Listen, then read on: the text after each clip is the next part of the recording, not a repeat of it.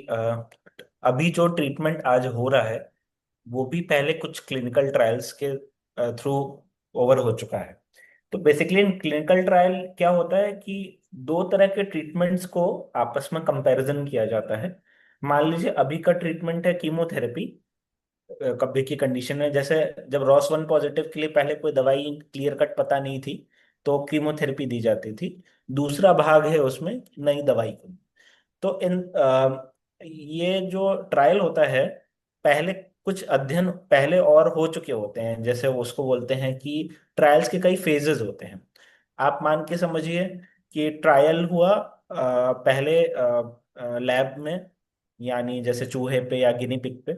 उसके बाद next step में ट्रायल हुआ स्वस्थ लोगों में, मतलब जिसको फेज वन ट्रायल बोलते हैं, वो स्वस्थ लोगों में करके देखा जाता है कि दवाई का लेवल बॉडी में, ह्यूमन बॉडी में कैसा आता है और उसके साइड इफेक्ट्स कैसे आते हैं। फिर फेज टू ट्रायल होता है। फेज टू ट्रायल में देखा जाता है कि कुछ लोगों में कम नंबर के मरीजों में, जैसे 30 40 या 50 मरीजों में अध्ययन करके देखा जाता है कि दवाई इफेक्टिव है कि नहीं और कितना कार्य कर रही है। अब तीसरे स्टेज यानी फेज थ्री का जो ट्रायल होता है, जो सबसे ज्यादा इंपॉर्टेंट है हमारे लिए, उसमें क्या होता है कि ऑलरेडी जो एक तरफ स्टैंडर्ड ऑफ केयर ट्रीटमेंट है उसके अगेंस्ट में इसको आपस में कंपेयर करके देखा जाता है। मतलब कुछ मरीजों को कंप्यूटराइज्ड वे में एक आर्म अलोकेट होता है, या तो एक्सपेरिमेंटल आर्म या तो स्टैंडर्ड आर्म। तो सीधे शब्दों में कई बार मरीज हमसे बोलते हैं कि सर हमें कोशिश कीजिए कि नई वाली दवाई वाले भाग में आए। तो वो हमारे लिए संभव नहीं होता। ये समझने की बात है कि इक्वल प्रोबेबिलिटी होती है, मतलब इक्वल चांस होता है कि एक्सपेरिमेंटल विभाग भाग में आएंगे कि स्टैंडर्ड विभाग में आएंगे। फिर एक फेज फोर ट्रायल भी होता है। जैसे मान लीजिए अभी बहुत लोग सुने होंगे आप में से कि रेड पॉजिटिव लंग कैंसर जैसे है, उसके लिए एक ड्रग होती है सेल्परकैटनिब। इंडिया में आज तक अभी तक अवेलेबल नहीं थी, 3 दिन पहले हमारे देश में आई है। अब उसका फेज फोर ट्रायल हमारे पास अवेलेबल होने वाला है जल्दी। तो जिनका भी रेड पॉजिटिव लंग कैंसर था उसके लिए ट्रायल आ गया। अभी चैट बॉक्स में किसी ने, अमित यादव जी ने शायद लिखा कि उनका मरीज का ओसिमर्टिनिब टैबलेट चल रही थी, उस पर बीमारी अब बढ़ी है। अब इसके लिए कोई ट्रायल है क्या?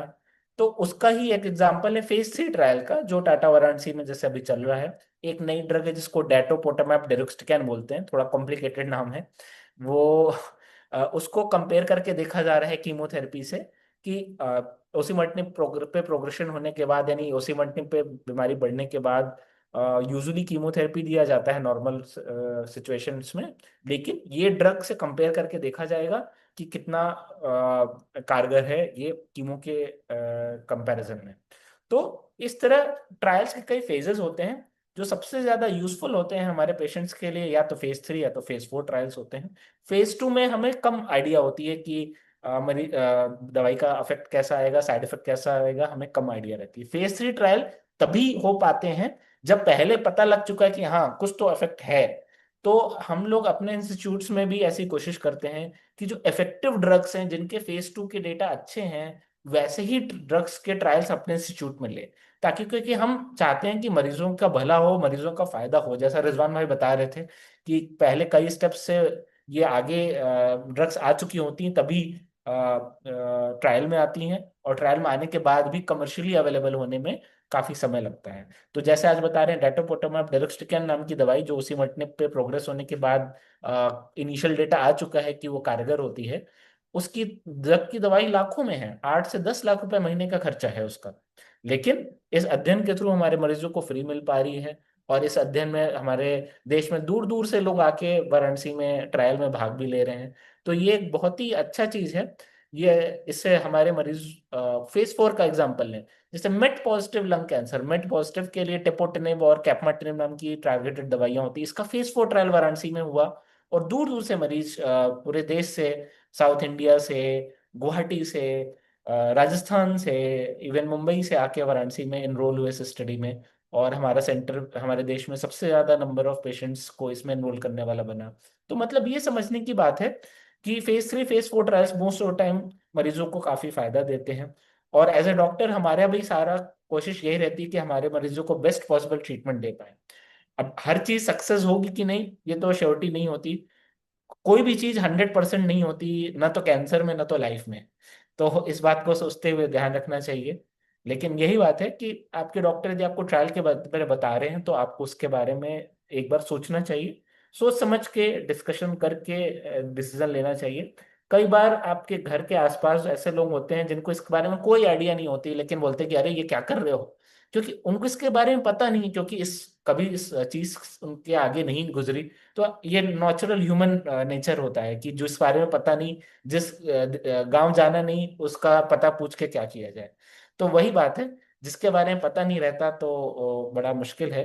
लेकिन जिसको पता लग रहा है इस बारे में, और वो खुद से अपना डिसीजन लें, अपने इमीडिएट क्लोज फैमिली मेंबर्स, मतलब यदि हस्बैंड वाइफ या माता पिता, इस तरह के लोग जो क्लोज फैमिली मेंबर है, वो इस बारे में डिसीजन ले सब चीजों को जानने के बाद, तो अच्छा रहेगा।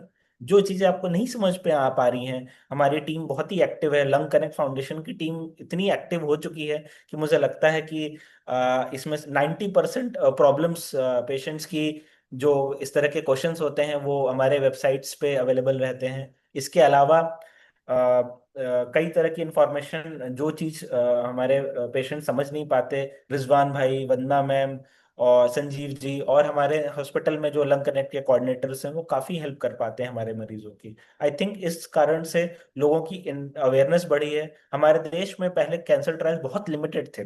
आज से 5 साल पहले पूछा जाए तो हमारे सेंटर में ही सिर्फ 3 ट्रायल चल रहे थे। इस समय 43 ट्रायल चल रहे हैं।